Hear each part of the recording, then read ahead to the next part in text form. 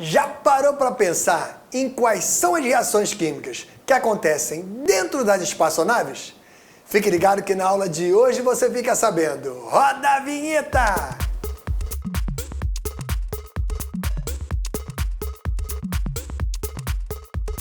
Salve, salve galerinha! Se liga nessa!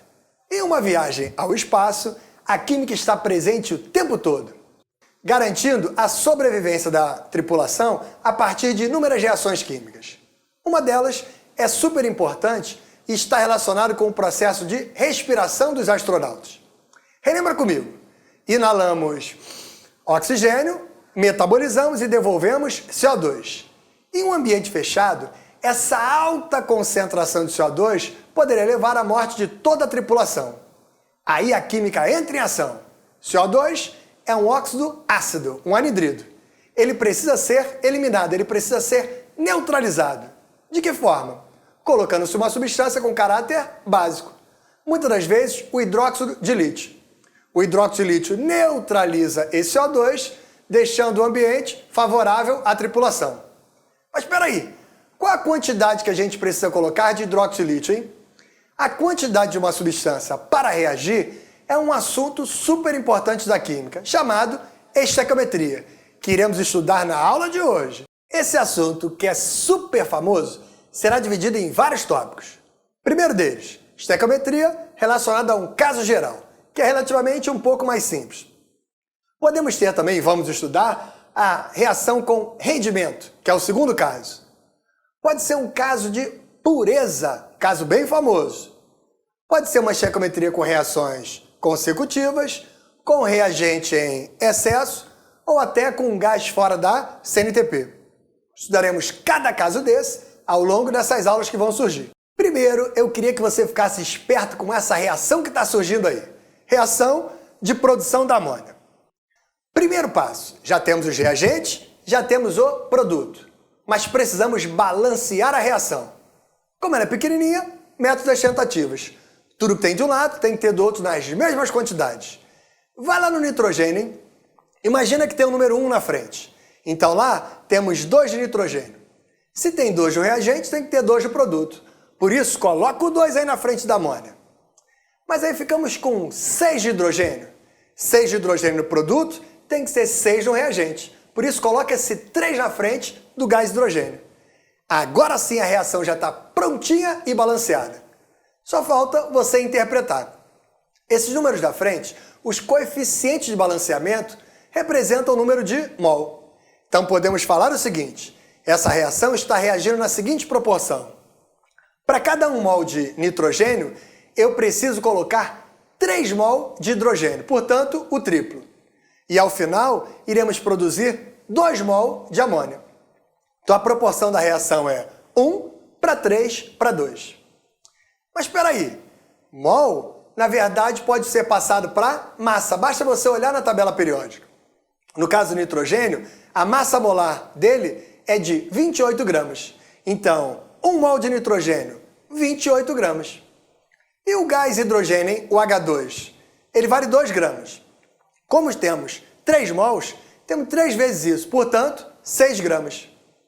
Dá uma olhadinha no NH3, que é a amônia. 17 gramas.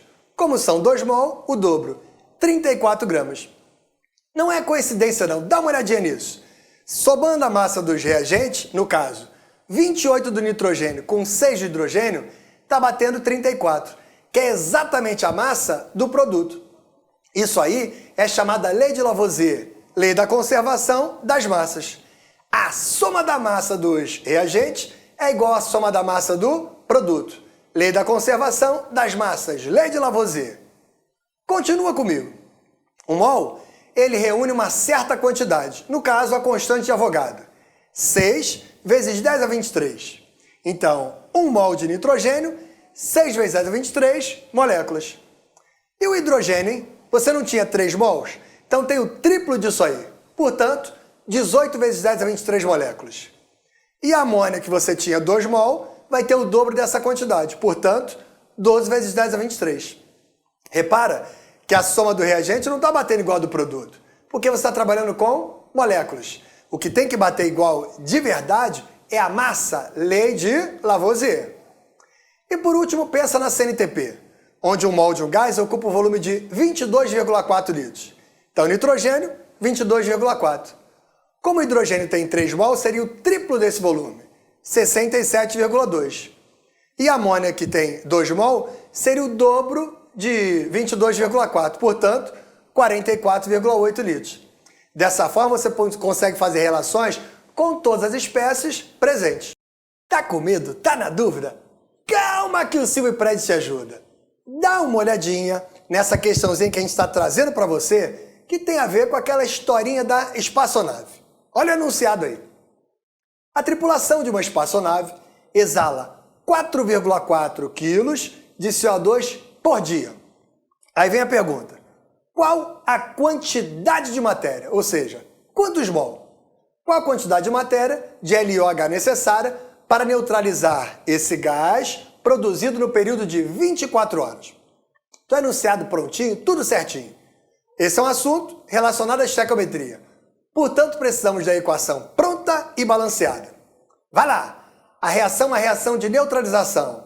CO2 sendo neutralizado pelo LiOH, produzindo ao final carbonato de lítio e água.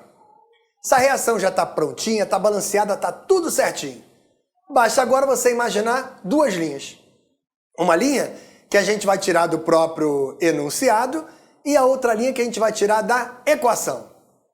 Vai no enunciado, hein? O número pertencente foi a que substância? No caso, o CO2. Ele falou 4,4 quilos, que é a mesma coisa que 4.400 gramas.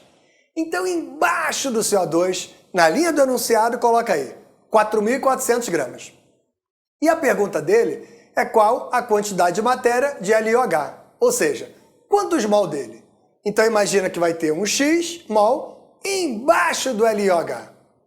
Agora é fácil, amigão, é só você preencher a linha de cima respeitando a unidade de baixo. Então lá no CO2, se a gente estava com grama, preenche lá em cima com grama. Se no LiOH a pergunta era mol, lá em cima preenche com mol. E quem responde por essa reação é a própria reação. Olhando lá para cima, do LiOH você tem 2 mol. E a massa do CO2, hein? Olhando na tabela periódica, 1 mol de CO2, que é o valor que a gente tem aqui, tem a massa de 44 gramas. Então o que a gente tem é uma regra de 3. Ou multiplica cruzado, ou se enxergar o que aconteceu de um lado, vai acontecer do outro na mesma proporção. No caso do CO2, de 44 para 4.400 foi multiplicado por 100. Aumentou 100 vezes. Então o valor da base também terá que ser aumentado 100 vezes. Portanto, a nossa resposta final é de 200 mol de LiOH. Essa é a quantidade necessária de base para neutralizar esse CO2 exalado pela tripulação no período de 24 horas. Agora que você já sabe tudo do assunto, bata no peito e grita assim: eu sou o Química Nota 10. Fique ligado até a próxima aí. Valeu!